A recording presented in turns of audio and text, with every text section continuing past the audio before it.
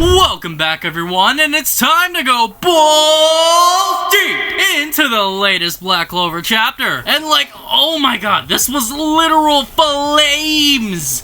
Are you seeing this? I kid you not, this was a toned down version of my reaction. Oh my god! Oh my god! Fire! Oh my god! Okay, it's happening. Everybody stay calm. What's the procedure, everyone? What's the procedure? Stay calm! Move it! Okay, procedure. Everybody calm down! Now, we all simp for Yami, cause, come on, duh, he's Yami. But I am one of the rare, outspoken Meraleona simps in the community, and I don't care what you say. I simp harder for this embodiment of peak shonen females than I ever could for any other character. Move this man!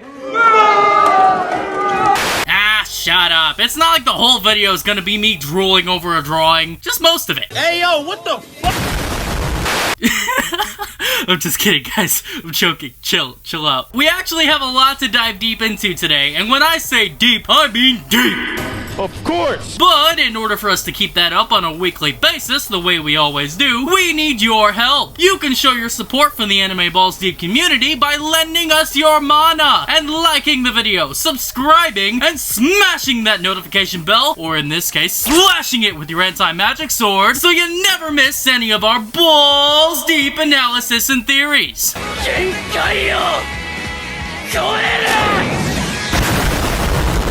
Now, let's address the elephant in the room. I know it feels weird seeing, me on screen and not this dude, but if you've kept up with the rest of us and are on the same page as the rest of the community, you would know that Otto is on vacation. He'll be living it up for the next month or so, and in his place, I shall take over the Black Clover content while he's gone. It's kind of like I'm the vice captain of the community. When the captain's away, I'm in charge of making sure everything goes smoothly. What am I, her chopped liver? Oh, right. There's Yusuf too. But could you please catch up to Black Clover already? No! Anyway, I'm sure I'll be able to keep the Wizard King's throne warm without any issues. I'm not worried. In fact, after this chapter, I'm freaking hyped! So let's do this. So, the chapter kicks off with a brief flashback of Noct explaining how the Glyphop... Wait, did I say that right? Glyphos. I don't normally struggle with pronouncing stuff like Otto, but this one's kinda hard. That's what she said.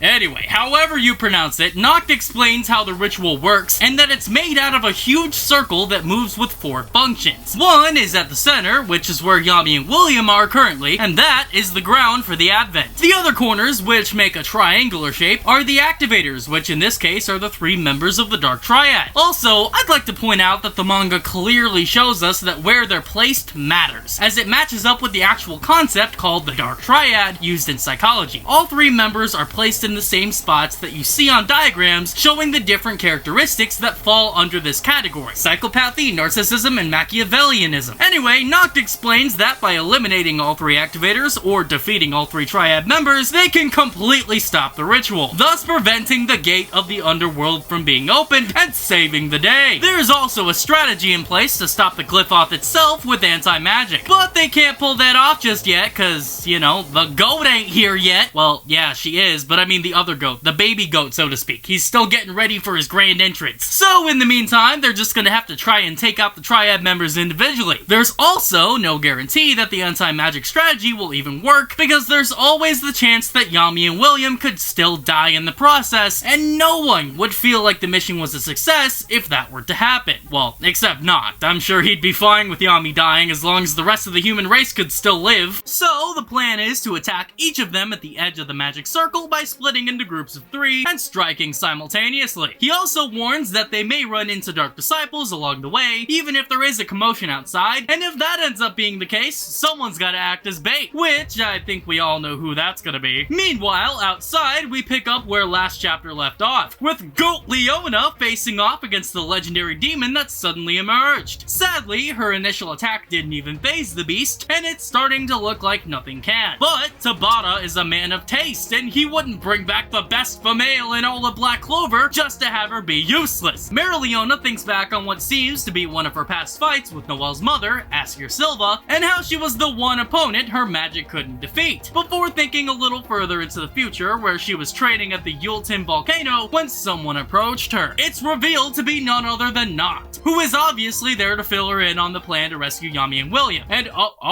shh. I don't know if we could show this on YouTube, man. Jeez, Tabata. I mean, I'm not complaining, but this isn't exactly YouTube friendly, man. Wait, what if this is all part of his plan? What if Tabata wants us to stop spoiling his story? So he's putting in things we can't show, so that we can't do content, and we can't predict what he'll do next. It all makes sense now! Wait, give me just a sec, that's my phone. Hello? So you caught me, did ya?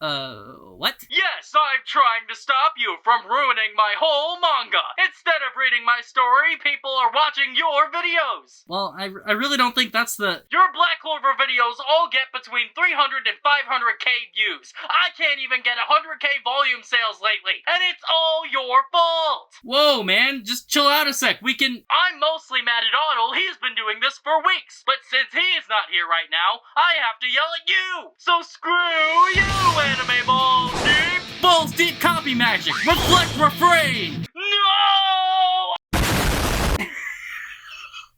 God, I hope that sounds good in the voice. Well, that was the most intense phone call I've ever had. Anyway, moving on. Meraleona admits she couldn't care less about Yami and William, but that the triad sounds interesting. And this may cause a lot of people to lose respect for her, but as a stan/simp for this divine specimen, I feel obligated to remind you all that captains run the risk of dying or losing, and that goes for every Magic Knight, period. So, if Yami and William got themselves captured, that's technically their responsibility. I mean, yeah, the other knights need to go save them, because, you know, Yami's a friggin' unit, and we need him, and we need to save William for reasons, I guess. I'm sure they exist, but that's mostly because the fate of humanity is at stake. It could have been Seke that got captured. If the fate of the human race was dependent on his survival, yeah, the whole team would saddle up and go rescue him. Not because he's earned it, but because it's the entire freaking human race. But anyway, she agrees to go and help them with the rescue mission, especially since Noct promised her a worthy opponent to test out her new abilities on. And now, moving back to the present, she gathers up all her mana and seems to be activating something new. Something we've never seen before. A brand new spell called Spirit Dive! Hold up.